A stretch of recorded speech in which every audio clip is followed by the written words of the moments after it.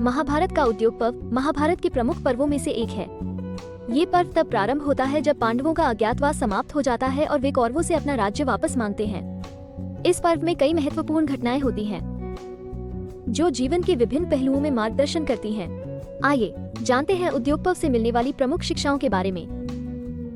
पांडवों ने अपने राज्य की वापसी के लिए धैर्य और साहस का परिचय दिया।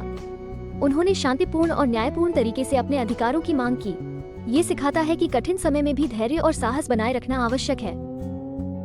युधिष्ठिर ने हमेशा सत्य और न्याय का पालन किया और अपने राज्य की वापसी के लिए भी इसी मार्ग को चुना। ये सिखाता है कि जीवन में सत्य और न्याय का पालन करना महत्वपूर्ण है, चाहे परिस्थितियां कैसी भी हों। पांडवों ने युद्ध से बचने के लिए पहले शांति और वार्ता का मार्ग अपनाया। उन्होंने शांतिपूर्ण तरीके से अपने राज्य की मांग की। ये सिखाता है कि संघर्षों को सुलझाने के लिए वार्ता और शांति का मार्ग सबसे उत्तम है। पांडवों ने अपने राज्य की वापसी के लिए संघर्ष और त्याग का परिचय दिया। ये सिखाता है कि अपने लक्ष्यों को प्राप्त करने के लिए संघर्ष और त्याग की भावना आवश्यक है। कृष्ण ने पांडवों को सही मार्गदर्शन दिया और धर्म की राह पर चलने के लिए प्रेरित किया। ये सिखाता है कि सही मार्गदर्शन और सलाह जीवन में सही निर्णय लेने में सहायक होती है। उद्योग पर्व में धर्म और कर्तव्य का पालन प्रमुखता से दिखाया गया है।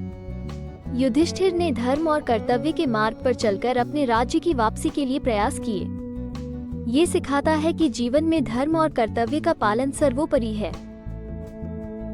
पांडवों ने अपने परिवार और भाइयों के साथ मिलकर कठिनाइयों का सामना किया। ये सिखाता है कि परिवार और एकता के बल पर ही कठिन परिस्थितियों का सामना किया जा सकता है।